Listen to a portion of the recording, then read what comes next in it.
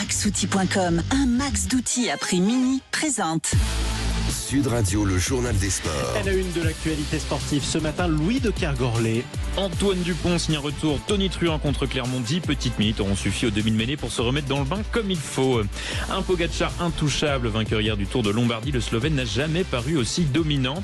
Et puis entre racisme et coup bas, la revanche du match de streamer France-Espagne a tourné au fiasco hier soir.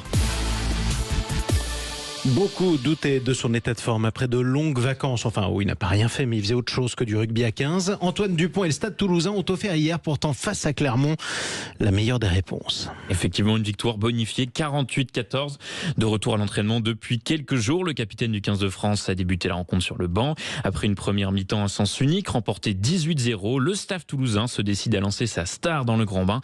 Et là, ce n'est pas un ni deux, mais bien 3 essais que s'est offert Antoine Dupont. Et c'était bien évidemment à vivre en direct sur Sud Radio. Il a percé un jeu Capozzo, il va pouvoir pousser au pied ce jeu au pied pour Antoine Dupont qui a la course. Antoine Dupont sur les 22 mètres, est-ce qu'il va pouvoir récupérer ce ballon? Oui. Oh, le triplé d'Antoine Dupont, exceptionnel Antoine Dupont, le triplé du numéro 9 international français. Ah ouais, là c'est impressionnant. Et encore une fois le travail d'Ange Capozzo quand même pour remettre de l'avancée. C'est Antoine Dupont qui était au plaquage sur cette action laissée transformée. Toulouse qui aurait pu connaître une victoire au goût beaucoup plus amer puisque Romain Ntamak et Thomas Ramos sont tous les deux sortis sur blessure en grimaçant sérieusement. Mais David Mélé, entraîneur adjoint du Stade Toulousain, s'est voulu rassurant dans les deux cas. Alors ça c'est important parce qu'on craignait une rupture du tendon d'Achille pendant le match hier pour Romain Ntamak. C'est tant mieux. Allez, à l'inverse, un mot de cet autre match hier, le sommet de l'ennui. C'était aussi sur Sud Radio, la radio de tous les rugby.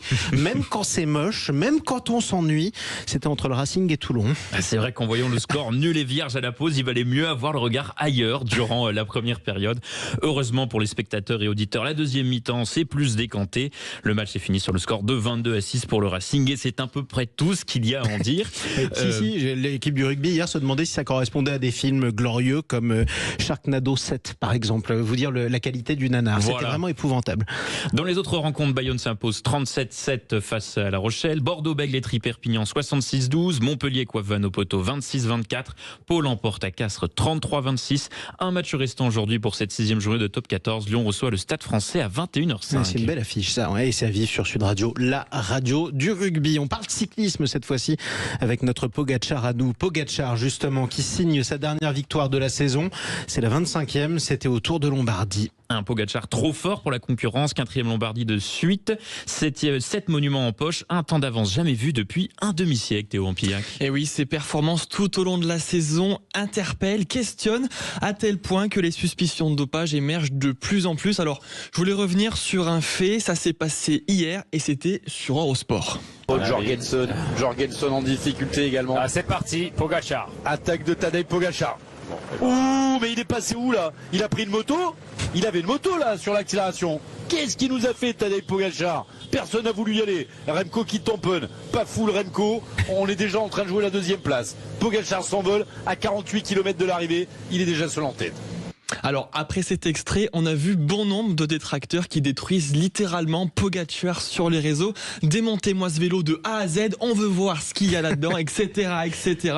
Alors la phrase du journaliste, figurez-vous, il a pris la moto, ça veut pas dire que son vélo était truqué. Ça veut dire que c'est une expression cycliste en gros qui dit qu'il a pris l'aspiration et donc c'est pour ça qu'il est allé plus vite sur son accélération. C'est spectaculaire, faut le dire. L'image, en gros, il accélère, il va 10 fois plus vite que ses adversaires. Exactement, et c'est pour ça que ça pose beaucoup de questions. Alors en soi, donc il y a aucune question de dopage et donc des polémiques finalement pour pas grand chose.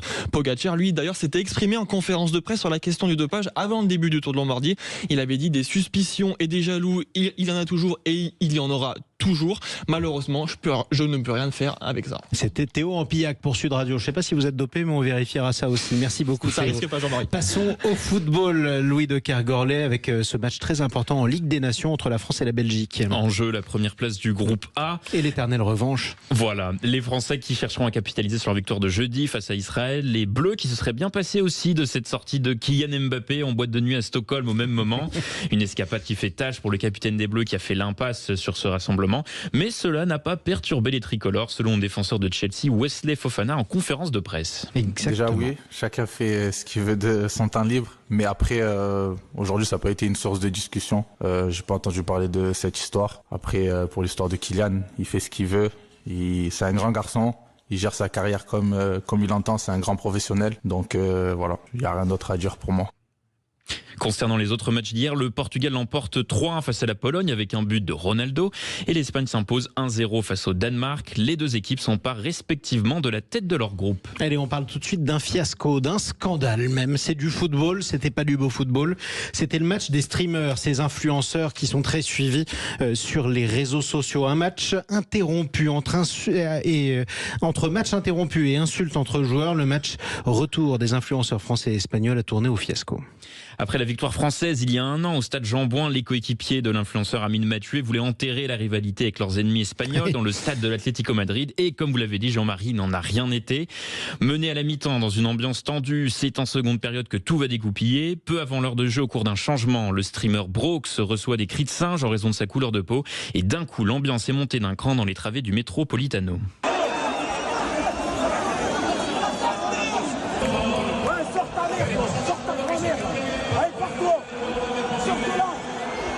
Comme vous l'avez entendu, le fauteur de trouble a rapidement été évacué. Les Français rentrent au vestiaire en protestation. Entre-temps, des spectateurs français avouent avoir reçu des cacahuètes et des insultes.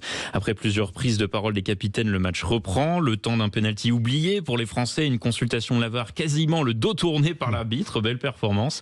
Les Français concèdent un pénalty, cette fois imaginaire en toute fin de rencontre. L'arbitre qui n'en était d'ailleurs pas un, puisqu'il est en fait journaliste pour le média El Chiringuito, média connu pour être tout sauf objectif. Les Français qui s'inclinent sur le score de 2-0 et après cette soirée, pas certain qu'il y ait une troisième manche. Oui, enfin en tout cas, des cris de singe, des mimiques de singe, des cacahuètes jetées aux supporters et aux joueurs. C'est quand même un scandale ce qui s'est passé en Espagne hier soir. Merci beaucoup Louis de Kergor.